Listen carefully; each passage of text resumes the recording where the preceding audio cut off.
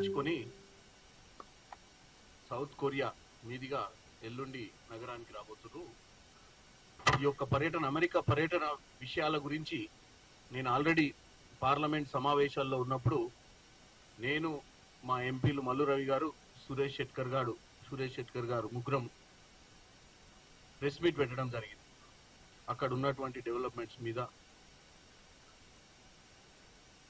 అక్కడ జరుగుతున్నటువంటి చర్చలు, తెలంగాణ ప్రజల కోసం నిరుద్యోగాన్ని వైదొలిగించడానికి, పెట్టుబడులు తీసుకురావడానికి చేస్తున్నటువంటి ప్రయత్నాలు, జరుగుతున్నటువంటి మీటింగ్ల మీద ఒక చిన్న రివ్యూ పెట్టడం జరిగింది. ముఖ్యమంత్రి రేవంత్ రెడ్డి గారి బృందం అమెరికా పర్యటన విజయవంతమైనట్టుగా మీ అందరు చూస్తున్నారు. ఎందుకంటే దగ్గర 31,500 కోట్ల పెట్టుబడులు, 30,750 ఉద్యోగాలు వచ్చే విధంగా ఈ యొక్క పర్యటన అనేది జరిగింది. సో అనేక కంపెనీలు పెట్టుబడులు పెట్టడానికి ముందుకు రావడం జరిగింది. ముఖ్యంగా Cognizant, Walsh Karra, RCM, Trigyn, HCA health care, తర్వాత వివెంట్ ఫార్మా, చార్ల్స్ స్వాబ్, చాలా కంపెనీలు ఇలా, అడోబ్ సిస్టమ్స్, అమ్గెన్ సిటిఓ గారు, చీఫ్ టెక్నాలజీ డేవిడ్ రీస్ గారితో కూడా పర్సనల్గా కూర్చోవడం జరిగింది. అలాగే ఈక్విటీ పార్ట్నర్షిప్ సిఇఓ గారు, సంస్థ సిఇఓ వెంకట్ బుసా గారితో కూడా సీఎం రేవంత్ రెడ్డి గారు పర్సనల్గా కలవడం జరిగింది. అలాగే జాయిటిస్ కంపెనీ చీఫ్ ఇన్ఫర్మేషన్ ఆఫీసర్ గారితో కూడా కలిసి, అంటే ముఖ్యంగా రేవంత్ రెడ్డి గారి గురించి ఈ పర్యటనను చాలా మంది ఇక్కడ తప్పుగా వక్రీకరించి అక్కడ ఏం జరుగుతలేవు, సీరియస్నెస్ లేదు అనేది ఒకటి క్రియేట్ చేయడానికి ప్రయత్నం చేసింది. నేను ఒకటే చెప్పదలుచుకున్నాను, రేవంత్ రెడ్డి గారు ముఖ్యమంత్రి తెలంగాణలో కాంగ్రెస్ ప్రభుత్వంలోకి వచ్చి 8 నెలలు, 8 నెలల్లో 3 నెలలు మనకు ఎన్నికల కోడ్లో ఆ రోజు ఏమి డెవలప్మెంట్ కార్యక్రమాలలో భాగస్వామ్యం తీసుకోలేని పరిస్థితి ఉండే మన మంత్రులది కానీ సీఎం గారి గారిది. ఇప్పుడు ఈ పర్యటనలలో మన ఐటీ శాఖ మంత్రివర్యులు శ్రీధర్ బాబు గారు, రేవంత్ రెడ్డి గారు గతంలో కూడా వచ్చిన 8 నెలల్లో రెండోసారి ఇది. ఇంతకుముందు జెనీవా పర్యటన చేసిరు, ఇప్పుడేమో యుఎస్కి వెళ్ళింది. ప్రయత్నం ప్రతి విషయాన్ని, అంటే సెక్రటేరియట్లో కూర్చొని ప్రగతి భవన్ని ప్రజాభవన్ మార్చిన రోజు ఎల్బీ నగర్ స్టేడియం నుంచి మొదలుపెట్టినట్టయితే స్వేచ్ఛ అనే ఒక పాలన, అంటే ఒక ముఖ్యమంత్రి వర్యులు 24 గంటలు అందుబాటులో ఉంటాడు. ఎమ్మెల్యేలకు కానీ ప్రజలకు కానీ ఏదైనా సమస్యలు ఉంటే ప్రజలు వచ్చి చెప్పుకునే విధంగా ప్రజా భవన్లో రోజు వాళ్ళ అర్జీలు తీసుకునే విధానం కానీ, సెక్రటేరియట్లో కూడా మంత్రులు 100% మీరు పోతే మంత్రి పర్యటన లేనప్పుడు సెక్రటేరియట్లో కూర్చుంటాడు అనే విషయాన్ని కానీ మనము ఈ తెలంగాణ వచ్చిన తర్వాత 10 ఏళ్లల్లో మొట్టమొదటిసారి కాంగ్రెస్ ప్రభుత్వం వచ్చినాకనే చూడటం జరిగింది. అదే కాకుండా గత 10 ఏళ్ల పాలనలో చేసిన అప్పులు,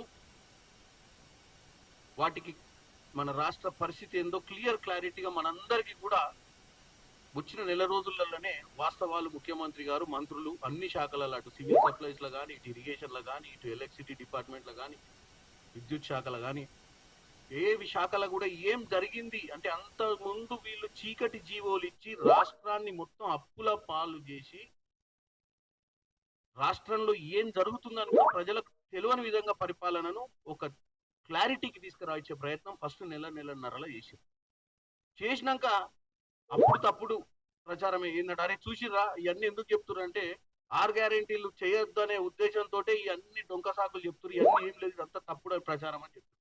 పోనీ 6 గ్యారెంటీల గురించి మాట్లాడినట్టయితే 6 గ్యారెంటీలలో ఫ్రీ బస్సు, ఉచిత కరెంటు, ప్రజాపాలన పేరు మీద కోటి అప్లికేషన్లు, 15-20 రోజులలో ఊర్లల్లో క్యాంపులు పెట్టి ఎమ్మెల్యేలు అందరూ ప్రతి గ్రామ పంచాయతీలో క్యాంపు పెట్టి మరి అప్లికేషన్లు తీసుకొని వాస్తవ పరిస్థితులు తెలుసుకునే ప్రయత్నాన్ని కూడా తప్పుడు చూపించేవాళ్ళు.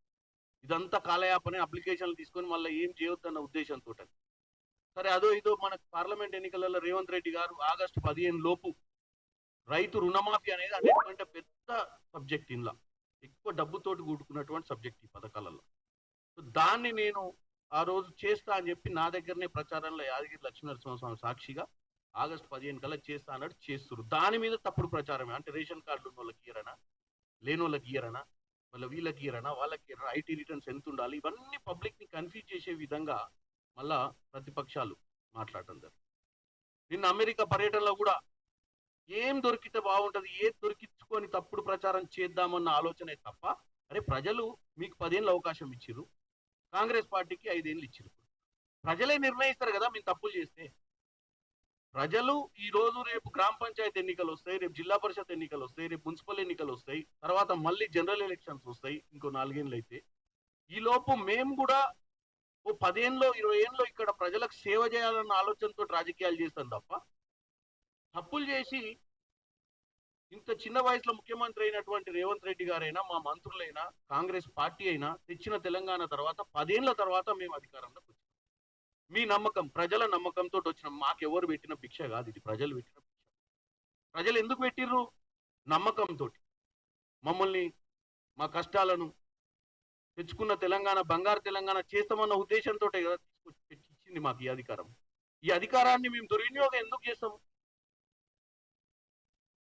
వాళ్ళు అన్నట్టుగా వాళ్ళు ప్రచారం చేస్తున్నట్టుగా రోజు అసలు అప్పుడప్పుడు అనిపిస్తుంది ఆ సోషల్ మీడియా యూట్యూబ్లు చూస్తే ఇది కేవలం వీళ్ళు సంపాదించిన దొంగతనంలోకి వెళ్ళి ఇంత పర్సెంటేజ్ దీని మీదే పెడుతున్నట్టు అనిపిస్తుంది.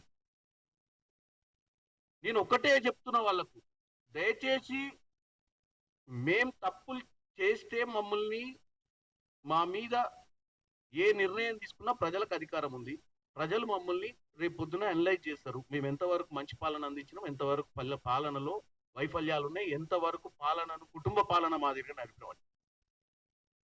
కుటుంబ పాలన విషయానికి వస్తే ఇక కుటుంబ పాలన భారతదేశంలో అంతకుముందు ఏదైనా కుటుంబంలలో ఏదైనా స్టేట్లలో వాళ్ళ లీడర్లు ఉండొచ్చు, ఎన్సీపీకి లేకపోతే డిఎంకేకి వాళ్ళ కుటుంబ సభ్యులు పార్టీలలో. ఇక్కడ జరిగినంత అంత మిస్యూజ్ కుటుంబ పాలన ఇంకెక్కడ జరగలేదు అనేది కూడా మీ తెలంగాణ ప్రజలు చూసారు. ఎందుకంటే వీలైనంత మటుకు అందరికీ political accommodation, MLA, MLC, Rajya Sabha, Lok Sabha అన్ని వాళ్ళ కుటుంబ సభ్యులే ఉండే. ముఖ్యమంత్రి కాంచి మొదలు పెడితే మంత్రుల కాంచి వాళ్ళ కుటుంబ సభ్యులే ఉండే.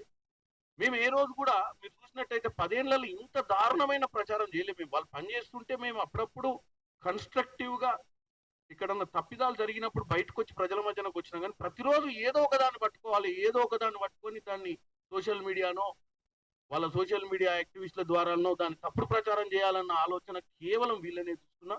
తెలంగాణ ప్రజలకు నేను ఒకటి విన్నపం చేసుకున్నాను మీడియా ద్వారా.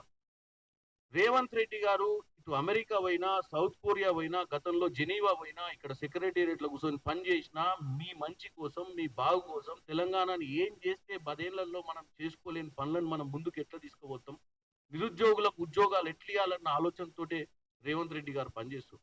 ఈ రోజు ఇంత ధైర్యంగా group 2, group 3, group 1 job calendar ని కూడా ఇచ్చింది. దాని మీద కూడా మీరు చెడు ప్రచారం.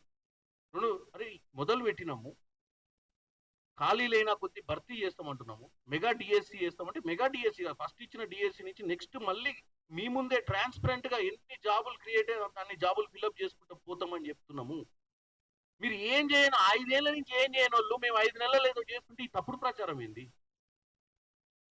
అమెరికా పర్యటన మొదలు పెడితే, రాష్ట్రంలో ఉన్న ఖాళీల భర్తీల కాంచి మొదలు పెడితే, కరెంటు పర్చేజర్ల కాంచి మొదలు పెడితే, ప్రతిదీ ఎక్కడో ఒక చిన్న తప్పు దొరికించుకోవాలి, దాన్ని భూతద్దంలో పెట్టి ఒక 100 మంది పేడ్ ఆర్టిస్టులను దొరికించుకున్నారు ఈ మధ్య. అంటే దేనికి? ఎవరు? సోషల్ మీడియాలో ఓ టీముని తయారు చేసారు. ఏదన్నా మీరు పెట్టరు, మీకు ఏదో ప్యాకేజ్ ఇచ్చినట్టు వాళ్ళు పొద్దున్న